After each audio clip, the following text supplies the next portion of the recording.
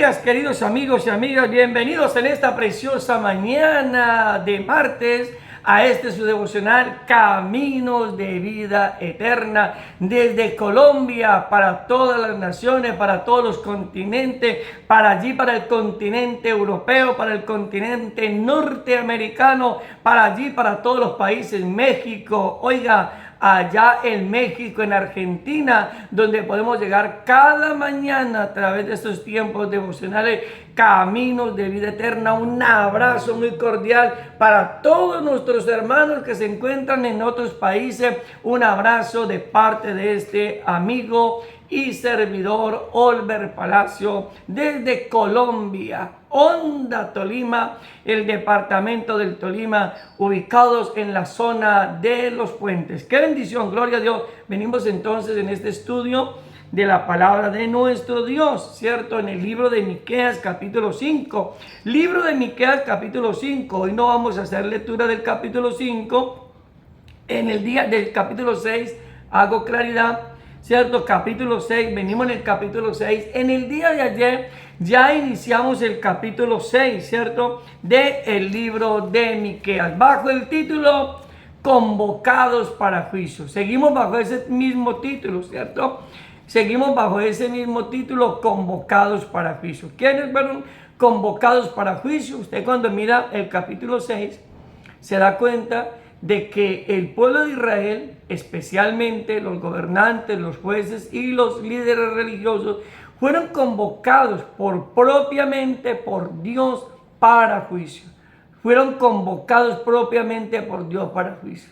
Y yo quiero decir en esta mañana que llegará el momento donde esa convocatoria de juicio también será para este tiempo presente, donde Dios juzgará, escúcheme muy bien, Dios juzgará a todos los gobernantes, jueces, políticos y líderes religiosos por la perversión, por la corrupción, por la maldad que hemos hecho. Dios nos juzgará. Y hermano, que Dios tenga misericordia de todos nosotros, ¿cierto? Entonces decíamos que la justicia de Dios demanda juicio sobre los culpables. La justicia de Dios demanda juicio sobre los culpables. La justicia de Dios no es como la justicia de los hombres, que la justicia de los hombres, entre comillas, declara inocente al culpable, y al culpable lo declara inocente, y al inocente lo declara culpable. Esa es la justicia de los hombres hoy en día. Eso es lo que vemos no solamente en el sistema gobierno, sino aún hasta en el mismo sistema religioso. A veces declaramos inocentes a los que realmente tienen que ser culpables, y a los que realmente son inocentes los declaramos culpables. Qué tremendo, ¿no? Como hay un contraste allí, ¿cierto? Hay un cambio de pensamiento. La justicia, dijo un gran pensador, dijo, la justicia no tiene parientes. Toda es de hueso sólido, sin carne ni sangre. La justicia no tiene parientes. Cuando hablamos de justicia, la justicia verdadera no se puede inclinar hacia aquí ni hacia allá. Por eso, una de las cosas que Dios le pide a estos líderes y al pueblo de Israel es hacer justicia, amar misericordia y humillarse delante de Dios. Ayer miramos que las razones por las cuales Dios convoca a juicio a Israel son llamados a juicio. El juez apela a la justicia. Los acusados presentan defensa, ¿sí? Y las denuncias y sentencias. Entonces, miramos el primer punto, ¿cierto? El primer punto hablamos de que ya fueron llamados ¿a qué? A juicio. Versículo 1 y versículo 2 miramos ayer del capítulo 6. Fueron llamados ¿a qué? A juicio. ¿Quiénes? Los que ya con anterioridad mencionamos. Fueron llamados a juicio. Y me llama mucho la atención porque Dios llamó testigos. ¿A quién llamó Dios de testigo? A las montañas, ¿cierto que sí? A los montes, a los collados llamó de testigo. Para que atestiguaran o para que fueran testigos de lo que el juez de toda la tierra, que es Dios, iba a juzgar a su pueblo. Decíamos que, ¿por qué razón? De una manera figurada, encontramos ahí figuradamente, una figura retórica, Dios presenta a los montes y a las montañas como testigos. ¿Sabe por qué?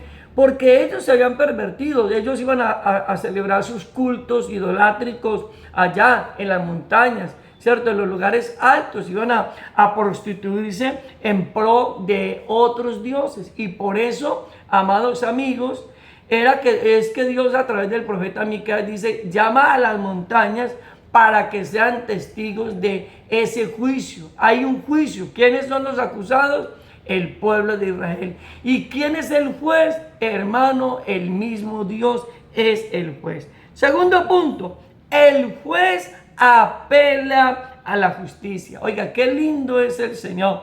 Y vamos a leer del versículo 3 al versículo 5 para afirmar ese pensamiento. El juez apela a la justicia. Dice, pueblo mío, ¿qué te he hecho? ¿O en qué te he molestado? Respóndeme, responde contra mí. Porque yo te hice subir de la tierra de Egipto, y de la casa de servidumbre te redimí, y envié delante de ti a Moisés, a Aarón y a María.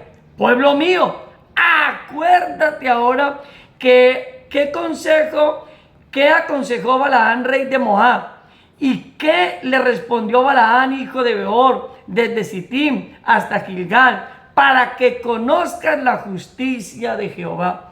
¿Qué hizo el juez de toda la tierra? Apeló a la justicia. ¿Qué es lo que Dios hace?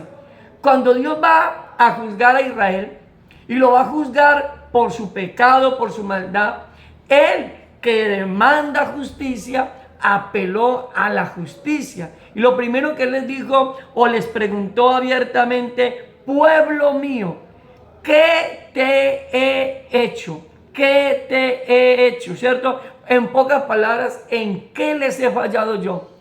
¿En qué les fallé yo para que ustedes se hubieran desviado? ¿Sí? ¿En qué? ¿Tienen alguna manera de acusarme de que yo he sido injusto con ustedes? En pocas palabras, lo que el Señor les estaba diciendo era, yo no les he dado ese ejemplo. Así como muchos padres y muchas madres le dicen en algunas ocasiones a sus hijos cuando actúan incorrectamente, lo primero que un padre le dice a su hijo que está actuando incorrectamente, que ha tomado malos caminos en la droga o han tomado malos caminos, ¿cierto? Lo primero que un padre le dice cuando tiene autoridad moral y espiritual para hacerlo, le dice, yo no le he enseñado eso. Usted no ha aprendido eso de mí. Claro, el pueblo de Israel no había visto a Dios obrar con injusticia. Ellos no habían visto actuar a Dios de una manera injusta. Entonces Dios les está diciendo, ustedes por qué están actuando injustamente. Entonces el juez apela a su justicia para hacerles entender a ellos sus injusticias. Se lo repito, el juez de toda la tierra, que es Dios, apela a su justicia para hacerles entender a ellos mismos todas sus injusticias. En la versión latinoamericana dice, pueblo mío, ¿qué te hice? ¿En qué te molesté? Respóndeme, ¿en qué te hice? ¿Y en qué te molesté? Entonces, el juez, ¿qué hace ahí, hermano? Apela ¿qué? A la justicia. Lo que Dios le dice es, ¿qué hice fuera de lo correcto? ¿Qué hice fuera de lo correcto? ¿Qué te he hecho? ¿En qué te he molestado? Respóndeme, le dice Dios. Ahora, Dios en su justicia reclama. ¿Y qué le dice? Respóndame. Es lo que usted hace ante un tribunal. Cuando una persona llega a un tribunal, ¿cierto? Y el juez se encuentra allí, los fiscales se encuentran allí, el acusado escucha lo que el juez determina. Y el acusado tiene derecho a presentar defensa. El acusado tiene derecho no solamente a recibir un juicio, sino que tiene derecho ¿qué? A presentar defensa. Tiene un abogado defensor, ¿cierto? Un abogado que lo defiende y que le escucha para poder presentar esa defensa. Respóndeme. ¿En qué te he fallado? Respóndame en qué les he ofendido. Respóndame por qué su mal comportamiento, por qué actúan así, si yo no he actuado así con ustedes. Ahora, el juez presenta los argumentos, ¿cierto? Presenta los argumentos. ¿Y qué hace él? Mira lo que hace. Oiga, qué lindo es el Señor. Dios, hermano, es tan maravilloso que Dios nos muestra, hermano, esos procedimientos jurídicos. Ahí encontramos a ese Dios como ese verdadero juez de justicia. Y mire cómo Dios apela a los argumentos. El juez justo comienza a decirles a ellos que Él había obrado con ellos justamente. Versículo 4, mira lo que les dice: porque yo te hice subir de la tierra de Egipto, de la casa de servidumbre, y te redimí, y envié delante de ti a Moisés, a Aarón y a María. Pueblo mío, acuérdate ahora qué aconsejó Balaam, rey de Moab, y qué le respondió Balaam, hijo de Beor, desde Sittim hasta Gilgal, para que conozca las justicias de Jehová. Mira lo que está Dios haciendo. Lo que Dios le está diciendo es: acuérdense. Dios apela a la justicia y apela a la memoria. ¿Qué les está diciendo Dios? Acuérdense que yo en mi justicia los saqué de Egipto. Acuérdense que yo en mi justicia los redimí, los saqué de la esclavitud. Acuérdense que en mi justicia envié por ustedes a Aarón, a María y a Moisés. Acuérdense que en mi justicia los liberté de la maldición que Balaam quería ofrecer contra ustedes. Acuérdense, esos son que los argumentos del juez, ¿cierto? Que son justos, son justos. Y yo quiero decirte, es lo mismo que dice Dios en este tiempo. Acuérdense de todo lo que he hecho por ustedes. Acuérdense que los redimí. Acuérdense que los rescaté. Acuérdense que envié a mi hijo a morir a la cruz del Calvario por amor a ustedes. Acuérdense que cuando estaban bajo maldición, yo los liberté de esa maldición y los traje a libertad. Entonces, el juez de toda la tierra apela a su justicia en este proceso, hermano, de los acusados, ¿cierto? Él apela a la justicia, lo mismo está diciendo Dios, ¿cierto? ¿Que en qué les he fallado? ¿Qué les ha hecho falta? ¿En qué les he ofendido? Nos pregunta Dios en esta mañana, querido amigo y amiga y hermano. ¿En qué te ha fallado Dios para que tú te comportes o para que nosotros nos comportemos deslealmente con Dios? ¿En qué nos ha fallado Dios? Dios nos ha dado más de lo que nosotros pudiéramos, hermano, merecer. ¿Sabe? El domingo compartía con nosotros uno de nuestros líderes de la congregación aquí en Colombia. Y él decía abiertamente, aprender a valorar, hermano, lo que Dios ha hecho por nosotros, ¿cierto? Valorar las bendiciones que Dios nos ha dado, pero nosotros no lo hacemos muchas veces. Nosotros somos a veces como ese pueblo de Israel, hermano, que tenemos un Dios justo, pero nosotros actuamos con injusticia. ¿Qué hacían ellos? Dios los bendecía, pero ellos robaban, ellos mentían, ellos engañaban al pueblo, ellos saqueaban al pueblo, robaban a los campesinos, sacaban leyes injustas para beneficiarse en ellos. Los profetas engañaban al pueblo profetizándoles mentiras con el propósito de beneficiarse económicamente. Eran injustos. Por eso ellos son convocados a ese juicio donde el juez, que es el Dios de toda la tierra, es el que presenta y apelando a su justicia para poder hacer este procedimiento jurídico. Y yo quiero decirle que un día nosotros también estaremos en ese juicio. Un día nosotros, y Él va a apelar a esa justicia y nos va a decir: acuérdense todo lo que yo hice por ustedes, acuérdense que los bendije, acuérdense que los sané. Entonces, si yo hice todo eso por ustedes, ¿ustedes por qué obraron así? Como un tercer punto, ahí seguimos. Los acusados presentan defensa. Los acusados presentan defensa. ¿Por qué? Porque todo el mundo tiene derecho ¿a qué? A defenderse. Y Dios les dio la oportunidad de que ellos se defendieran. Ahora, leamos del versículo 6 al 8, donde los acusados presentan defensa. Los acusados se defienden. Y lo primero que dicen ellos, dice: ¿con qué me presentaré ante Jehová? Y adoraré al Dios Altísimo. Me presentaré ante Él con holocausto, con becerros de un año. Se agradará Jehová de millares de carneros o de miel arroyos de aceite. Daré mi primogénito por mi rebelión, el fruto de mis entrañas por el pecado de mi alma. Y ahí viene la respuesta de Dios: hombre, Él te ha declarado lo que es bueno. ¿Y qué pide Jehová Dios de ti solamente? Hacer justicia y amar misericordia y humillarte delante de Dios. ¿Qué están haciendo los acusados? Se están defendiendo. Y los acusados están diciendo, bueno, ¿qué tenemos que hacer para poder remediar la situación? ¿Qué tenemos que hacer para poder cambiar todo esto que hemos hecho?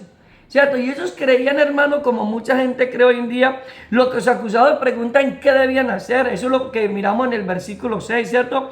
Los acusados reconocen que no han correspondido al Señor correctamente. ¿Y qué hacen los acusados? Presentan una defensa torpe y equivocada. Eso es lo que los acusados hacen. Presentan una defensa torpe y, hermanos y amigos, equivocadamente. ¿Por qué? Porque ellos creían que la solución al problema se resolvía presentando holocaustos. Ellos creían que la solución al problema se resolvía simplemente haciendo sacrificios de carnero, ¿cierto? Y haciendo holocaustos y sacrificios, ¿no? Y Dios les dice, no, esa no es la solución. La solución no es que ustedes hagan un sacrificio.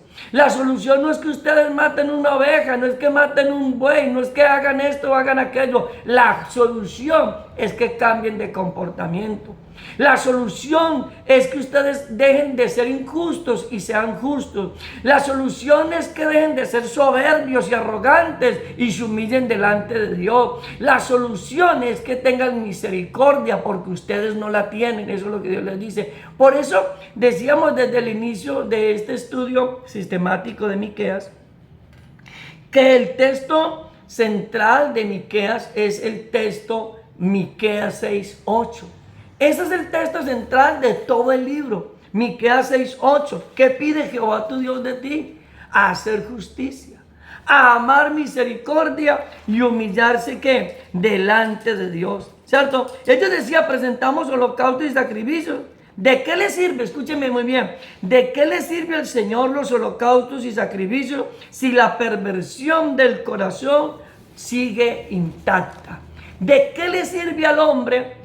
¿O de qué le sirve a Dios, hermano? ¿De qué nos sirve a nosotros hacer una cantidad de cosas si nosotros no hemos querido cambiar nuestro comportamiento? Hay gente que cree que va a ser salva porque llevan 15, 20 años de ser evangélicos, de asistir a una congregación cristiana.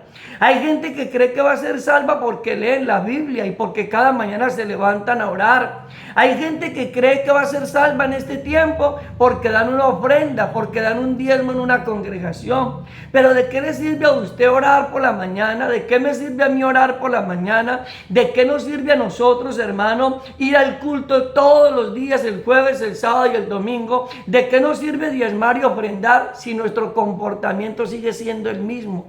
Si nuestra actitud sigue siendo la misma, si seguimos siendo los mismos con las mismas, si seguimos mintiendo, si seguimos engañando, si seguimos robando, si seguimos en los mismos actos de inmoralidad, de nada nos sirven los sacrificios. Lo que Dios quiere es que nosotros cambiemos de comportamiento. Lo que Dios quiere no es que usted, hermano, se vuelva religioso como ellos, no. Dios quiere que usted actúe correctamente. Quiero leerle en la versión latinoamericana lo que dice Miqueas 6:8. Hombre, ya te he explicado lo que está bien, lo que el Señor desea de ti, que defiendas el derecho y que ames la lealtad y que seas humilde con tu Dios. Eso es lo que Dios estaba pidiendo de ellos. Dios estaba pidiendo de ellos, hermanos, sacrificios. Dios, mira, a mí me aterra mucho hoy en día ver los falsos profetas del tiempo contemporáneo, que creen que la gente se va a salvar por llevar dinero a las congregaciones, que creen que la gente va a obtener el beneficio de Dios, la prosperidad y la bendición simplemente llevando plata a una congregación. Pero ¿de qué le sirve al hombre llevar plata a una congregación si no trae su corazón para rendirlo delante de Dios? Lo más importante es rendir tu corazón. Si todavía no has rendido tu corazón al Señor y todavía no has cambiado de estilo de vida, no importa cuánta plata lleves a la iglesia, no importa cuántas ofrendas deposites en el altar, si no has cambiado tu corazón, si nuestro corazón no ha cambiado, si todavía seguimos siendo soberbios, arrogantes, altivos, contigo, si todavía seguimos siendo mentirosos, si todavía seguimos mintiendo, si todavía seguimos robando, si todavía seguimos practicando la injusticia, si todavía condenamos al justo para librar al culpable, lo que nosotros necesitamos es cambiar de actitud, querido amigo. Y eso es lo que Dios le estaba pidiendo a ellos. Y terminemos en esta mañana con el cuarto y el último punto: denuncias y sentencias. Denuncias y sentencias. ¿Por qué? Porque en un tribunal tiene que haber todo este proceso. Lo que el capítulo 6 nos presenta es un proceso jurídico, un proceso penal, donde el abogado es el mismo Dios, donde el juez es el mismo Dios, donde el fiscal es el mismo Dios y el acusado es el pueblo de Dios. Denuncias y sentencias del versículo 9 al 15. Primero, denuncia, escuchen la voz de Dios, dice el versículo 9. Ahí está el versículo 9 que les dice el profeta: la voz de Jehová clama a la ciudad, es sabio temer a tu nombre. Presten atención al castigo y a quien lo establece. Lo que está diciendo el tribunal, las altas cortes, hermano, que están representadas en Dios, dicen: guarden silencio. Ahora ustedes van a escuchar la sentencia. Ahora yo voy a dar el veredicto. Porque, hermano, en todo proceso jurídico se tiene que dar un veredicto. Se tiene que declarar o inocente o culpable. Yo le quiero hacer una pregunta en esta mañana, o más bien hagamos una pregunta. Si hoy estuviéramos ante el tribunal de Dios y fuéramos juzgados, ¿qué cree usted que diría Dios de ti y de mí? ¿Qué diría de nosotros? ¿Culpables o inocentes? Es una buena pregunta que deberíamos hacernos en esta mañana. Un día vamos a estar en ese tribunal y el juez de toda la tierra va a dar un veredicto. El juez de toda la tierra dirá: benditos de mi Padre. O el juez de toda la tierra dice: apartados de mí, hacedores de maldad, nunca los conocí. ¿Cuál cree usted que sería el veredicto para usted? ¿Cuál cree usted que sería el veredicto para nosotros? Oiga, tremendo, ¿cierto? Eso nos tiene que llevar a reflexionar. Denuncia, escuchen la voz del juez. Yo no voy a declarar inocente a quien se ha enriquecido injustamente, es lo que les dice Dios. Versículo 10, léalo por favor, amigo. Dios, a mí me aterra ver los profetas de hoy en día, los falsos predicadores de hoy en día, mandando al cielo a la gente, diciendo que van para el cielo, que no importa cómo vivan, y creen que Dios, hermano, le va a colitar el pecado a la humanidad. No, mire lo que dice el versículo 10, dice: ¡ay! Aún en casa del impío tesoros de impiedad, mi medida escasa que es detestable. Versículo 11: daré por inocente al que tiene balanza falsa y bolsa de pesas engañosas. ¿Voy a declararlos inocentes cuando son culpables? Dios le dice: no, Señor, el Dios de toda la tierra, que es justo y que hace una sentencia justa, no se puede comparar a ustedes que son injustos, a ustedes que declaran inocente al culpable, a ustedes que declaran culpable al inocente. No, yo no me voy a comparar a ustedes, yo voy a actuar justamente y no voy a dar por inocente, dice la palabra, al que se ha enriquecido con el dinero del pueblo. No voy a dar por inocente a los que han hecho de las arcas del templo de Dios un beneficio para ellos. No los voy a dar por inocentes, porque se han enriquecido, porque han llenado sus casas de mucha riqueza, porque viven en prosperidad, pero esa prosperidad ha sido el producto del robo, del engaño y de la mentira. ¿Y sabe qué dice el juez?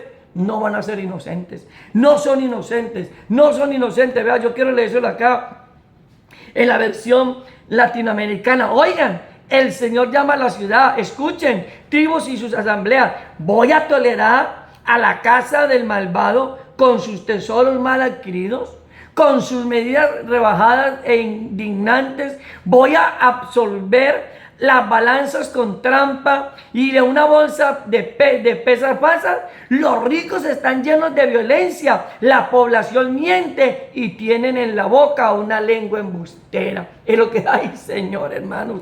Que Dios tenga misericordia de todos nosotros. Hermano, ahí está Dios dando, ¿qué? la sentencia, está presentando, denunciando, hermano, como buen juez y como buen fiscal, está presentando los argumentos de este juicio. Ustedes les está diciendo, ¿ustedes creen que yo voy a actuar y los voy a declarar inocentes siendo culpables? No, no, están equivocados. Yo no los voy a declarar inocentes, ustedes. Y les dice desde el versículo en adelante, le comienza a darle la sentencia. ¿Y cuál es la sentencia? Mira, hay una sentencia. Dice en el versículo 11, ya terminamos ahí. Dice, daré por inocente al que tiene balanza falsa y bolsa de pesas engañosas. Sus ricos se colmaron de rapiña y sus moradores hablaron mentira y su lengua engañosa en su boca. Por eso es un conector de resultados. Dice, por eso yo también hice enflaquecer, hiriéndote. ¿Cuál es la sentencia? Los voy a herir. En la sentencia los voy a asolar por sus pecados. Versículo 14. Comerán y no se saciarán. Versículo 14. Y tu abatimiento estará en medio de ti. Recogerás, mas no salvarás. Y lo que salvare lo entregaré yo a la espada. Sembrarás, mas no segarás. O sea, hermano, viene una catástrofe sobre ellos, hermano, impresionantemente. La sentencia es un juicio que encontramos en el capítulo 1, donde Dios les dice que los iba a entregar a los babilonios, donde Dios les dice que los iba a entregar a otro imperio para que, hermanos, los subyugara, para que ellos, hermanos, cayeran bajo ese gobierno. Esa es la sentencia que Dios les da. Y usted mira que esa sentencia se cumple. ¿Cuándo se cumple? En el año 721 antes de Cristo se les cumplió al imperio del norte o a las tribus del norte, y en el año 587 antes de Cristo se le cumplió a las tribus del sur. Hermano, la sentencia sigue vigente, y yo quiero decirte, amigo, amiga, si no te has arrepentido, arrepiéntete, porque llegará un momento donde todos nosotros estaremos delante del juez de toda la tierra, y él no va a declarar inocente al que es culpable. Él no va a decir que te vas para el cielo si has vivido una vida llena de mentiras, de engaño, de robo y de falsedad. No, al cielo no van a ir, hermano, aquellos que no han tenido un corazón sano para con Dios. Al cielo no van a ir aunque tu pastor te mande para el cielo porque das muy buen diezmo, aunque tu pastor te mande para el cielo porque eres un buen ofrendador. Yo quiero decirte la palabra de Dios, el juez de toda la tierra dice que no te va a dar por inocente, dice que no me va a dar por inocente, que nosotros necesitamos cambiar nuestro pervertido corazón.